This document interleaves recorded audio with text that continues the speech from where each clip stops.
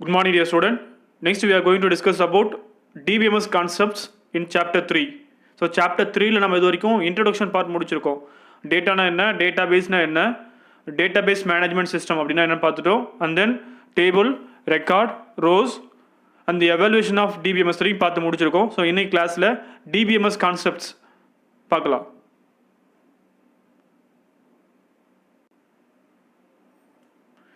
So in every DBMS software follow the following rules: ACID property, concurrency control and locking. So எந்த DBMS software எடுத்தாலும் சரி, அது MySQL இருந்தாலும் சரி, Oracle or IBM DB2, so இது மாதிரி எந்த டிஃப்ரெண்ட் டிபிஎம்எஸ் சாஃப்ட்வேர் நம்ம யூஸ் பண்ணாலும் அந்த டிபிஎம்எஸ் சாஃப்ட்வேர் இந்த ரெண்டு ப்ராப்பர்ட்டியை நமக்கு கொடுக்கும். ஒன்று acid properties and another one is concurrency control and locking property. So ஒவ்வொரு ப்ராப்பர்ட்டியை இப்போ டீட்டெயிலாக பார்க்கலாம். ஸோ ஆசிட் ப்ராப்பர்ட்டி அப்படின்னா என்னென்னா atomicity, consistency, isolation, durability. So இந்த 4 வேர்டோட ஷார்ட் ஃபார்ம் தான் வந்து ACID, ஆசிட் ப்ராப்பர்ட்டி. ஸோ அட்டாமிசிட்டினா என்னன்னு பார்க்கலாம். It follows the thumb rule all or nothing while updating the data in a database for the user performing the update operation.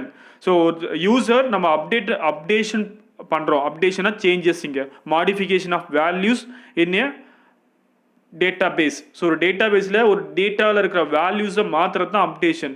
So அந்த updation பண்ணும்போது all or nothing அப்படின்ற அந்த ரூலை நம்ம follow பண்ணுறோம். ஸோ இந்த டிரான்சாக்ஷன் அப்படின்னு சொல்கிறது என்னென்னா, இங்கே ஒரு அப்டேஷன் ப்ராசஸ் தான் நம்ம டிரான்சாக்ஷன் சொல்கிறோம். அதாவது டேட்டா வேல்யூஸை நம்ம சேஞ்ச் பண்ணுறோம் இல்லையா, அந்த சேஞ்சஸை இங்கே டிரான்சாக்ஷன், டேட்டா பேஸில் அந்த டெக்னிக்கல் டேர்ம் டிரான்சாக்ஷன். ஸோ அந்த அப்டேஷன் ப்ராசஸ் சக்ஸஸ்ஃபுல் ப்ராசஸாக இருந்தால் அதுக்கு ஒரு டேர்ம் கொடுக்குறாங்க, அது கமிட்ஸ். ஸோ அந்த அப்டேஷன் ப்ராசஸ் ஃபெயிலியராக இருந்ததுன்னா அதை நம்ம அபார்ட்ஸ்னு சொல்கிறோம்.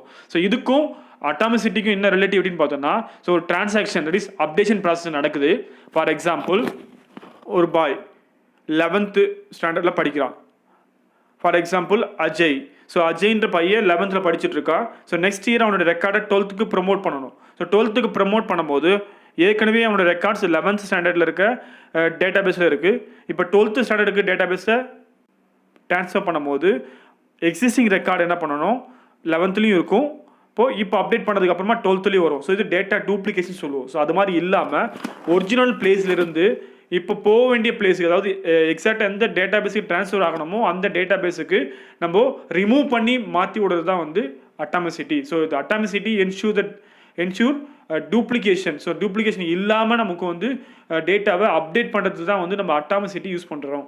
இன்னொரு எக்ஸாம்பிள் சொல்கிறோம் அப்படின்னா, பேங்கிங் செக்டரில் அக்கௌண்ட் ஹோல்டர் ஆர்னி பிரான்ச்சில் அக்கௌண்ட்டை மெயின்டைன் பண்ணிட்டு இருக்காரு. இப்போ அவருடைய நேட்டிவ் வந்து திருச்சிக்கு மாற்றிட்டார். அதாவது அவருடைய ஜாப் கிடச்சி திருச்சிக்கு வந்து அவர் போயிட்டார். ஸோ அவருடைய அந்த சப்போர்ட்டிங் பிரான்ச், பிரான்ச்சிங் வந்து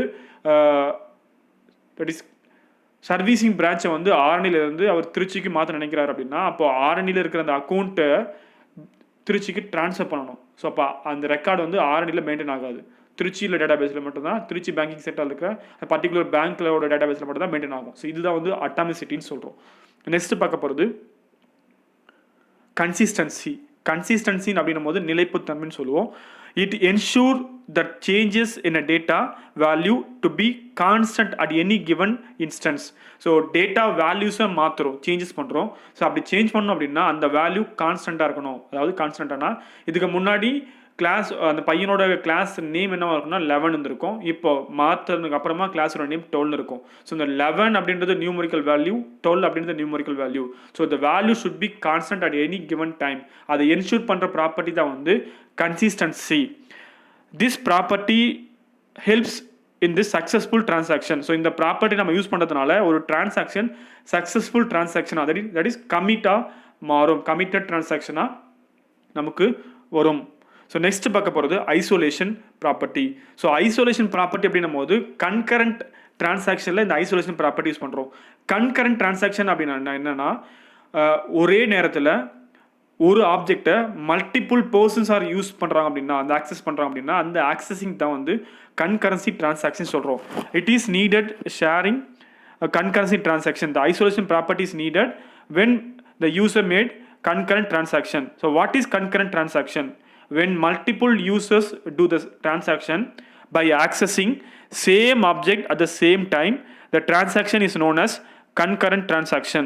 So இதுக்கு ஒரு எக்ஸாம்பிள், சேம் பேங்கிங் செக்டர்லேயே account holder father and brother, so 3 பேருமே ஒரே நேரத்தில் அந்த அக்கௌண்ட்டை ஆக்சஸ் பண்ணுறாங்க. ஃபார் எக்ஸாம்பிள், அக்கௌண்ட் ஹோல்டர் அவருடைய மொபைலை ரீசார்ஜ் பண்ணுறாரு by using PhonePe or Google Pay, இது மாதிரி ஒரு ஆப்பை யூஸ் பண்ணி பண்ணிட்டுருக்காரு. அட் த சேம் டைம் அவருடைய ஃபாதர் அவருடைய ஏடிஎம் கார்டை யூஸ் பண்ணி மணியை வித்ட்ரா பண்ணுறாரு. அவருடைய பிரதர் அவருடைய அக்கௌண்ட்டில் அமௌண்ட்டை டெபாசிட் பண்ணுறாரு. 3 பேருமே ஒரே நேரத்தில் சிங்கிள் அக்கௌண்ட்டை ஆக்சஸ் பண்ணுறாங்க. ஸோ இது வந்து கன்கரண்ட் டிரான்சாக்ஷன் சொல்கிறோம். ஸோ அப்படி ஆக்சஸ் பண்ணும்போது டேட்டா கான்ஃப்ளிக்ட் ஆகும். ஸோ எந்த டேட்டா ஃபஸ்ட்டு அப்டேட் ஆகணும்னு கான்ஃப்ளிக்ட் ஆகும். அந்த கான்ஃப்ளிக்டில் இருந்து ப்ரிவென்ட் பண்ணுறதுக்கோசம் ஒவ்வொரு டிரான்சாக்ஷனையும் ஒவ்வொரு அப்டேஷனையும் ஐசோலேட் பண்ணுறோம். ஸோ ஃபாதர் பண்ண அப்டேஷன் ஒர்க்கு தனியாகவும், அவருடைய பிரதர் பண்ண ஐசோலேஷன் தனியாகவும், அந்த அக்கௌண்ட் ஹோல்டர் பண்ண அந்த டிரான்சாக்ஷனை அதாவது அப்டேஷனை தனியாகவும் பிரிக்கிறதா வந்து isolation property. To prevent the conflict in database update, the transaction are isolated from other use and serialized. So இந்த ஒவ்வொரு அப்டேஷன் ப்ராசஸையுமே நம்ம என்ன பண்ணுறோம், தனித்தனியாக பிரிக்கிறோம். அந்த ப்ராப்பர்ட்டி தான் வந்து ஐசோலேஷன் ப்ராப்பர்ட்டி சொல்கிறோம். This is also known as degree of consistency. So இந்த ஐசோலேஷன் ப்ராப்பர்ட்டியை டிகிரி ஆஃப் கன்சிஸ்டன்சின்னு சொல்கிறோம். Next property durability. ஸோ டியூரபிலிட்டினும் போது கமிட்டட் டிரான்சாக்ஷன் நடந்துடும். ஸோ டேட்டா பேஸில் கமிட்டட் டிரான்சாக்ஷன் நடந்தாலும் சிஸ்டம் அப்டேஷனில் சிஸ்டம் ஃபெயிலியர் ஆச்சுன்னா அந்த டேட்டாவை ரெக்கவர் பண்ணுற மாதிரி இருக்கணும். ஸோ அப்படி இருந்ததுன்னா அந்த ப்ராப்பர்ட்டி தான் டியூரபிலிட்டின்னு சொல்கிறோம்.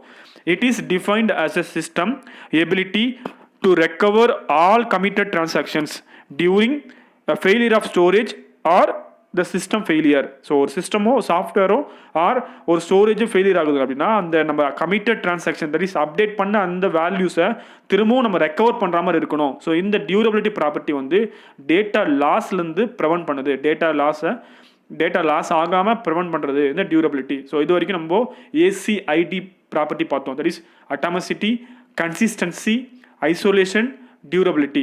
நெக்ஸ்ட் டிபிஎம்எஸ் ப்ராப்பர்ட்டியான கன்கரன்சி கண்ட்ரோல் அண்ட் லாக்கிங் பார்க்கலாம். So concurrency control and locking அப்படின்னா என்னென்னா, ஸோ கன்கரண்ட் டிரான்சாக்ஷன் அப்படின்னா என்ன சொல்லியிருக்கோம். ஸோ அது மாதிரி நடக்கும் போது ஒவ்வொரு டிரான்சாக்ஷன் தனியாக பிரிக்கிறது ஐசோலேஷன். ஸோ இங்கே என்னென்னா யாருக்கு எந்த டேட்டாவை ஆக்சஸ் பண்ணணும், ஸோ இண்டிவிஜுவல் ஒவ்வொரு யூஸருக்கும் பர்மிஷன் கொடுக்குறதா வந்து concurrency control and locking property. It is a DBMS mechanism used for data sharing. So ஒரு டேட்டாவை ஷேர் பண்ணுறதுக்கு இந்த concurrency control and locking property use பண்ணுறோம். When the same data is shared among the multiple users, proper access control is needed and privilege of changing the application's data item is controlled through locking. So இங்கே உங்களுக்கு புரியுதுக்கோசம் ஒரு example சொல்கிறேன். Multi speciality hospital like CMC மாதிரி இருக்கிற ஒரு hospital போகிறோம் அப்படின்னா அந்த நிறைய டிபார்ட்மெண்ட்ஸ் இருக்கும். Laboratory, pharmacy, cash counter, doctor அந்த டிபார்ட்மெண்ட்ஸே வந்து டிஃப்ரெண்ட் டிபார்ட்மெண்ட்ஸ் இருக்கும். Dentist or ophthalmologist and then cardiac. So இது மாதிரி ஒவ்வொரு டிபார்ட்மெண்ட்லேயும் அந்த பேஷண்ட் போய் பார்த்துருக்காரு அப்படின்னா, இப்போ ஃபார் எக்ஸாம்பிள் டாக்டர்கிட்ட பார்க்குறாரு அப்படின்னா அவருடைய பேஷண்ட் ஐடியை டாக்டர் அவருடைய சிஸ்டமில் என்டர் பண்ணாருன்னா அவருக்கு சில டேட்டாஸ் மட்டும்தான் விசிபிளாக இருக்கும். ஃபார்மசிக்கு போனவங்கன்னா டாக்டர் ப்ரெஸ்கிரைப் பண்ண அந்த மெடிசன் மட்டும்தான் அவரால் பார்க்க முடியும். அந்த டேட்டாஸ் மட்டும்தான் அவரால் யூஸ் பண்ண முடியும். ஸோ இது மாதிரி ஒவ்வொரு இண்டிவிஜுவல் யூஸரையும் அந்த டேட்டா பேஸில் எந்த டேட்டாவை அவங்க ஆக்சஸ் பண்ணலாம் அப்படின்ற பர்மிஷன் கொடுக்குறது தான் வந்து concurrency control and locking. Clear? So இது வரைக்கும் நம்ம DBMS concepts that is acid ப்ராப்பர்ட்டியும் கன்கரன்சி கண்ட்ரோல் லாக்கிங் ப்ராப்பர்ட்டியும் பார்த்து முடிச்சிருக்கோம். நெக்ஸ்ட் கிளாஸில் database models, so different database மாடல்ஸை பார்க்கலாம். தேங்க்யூ.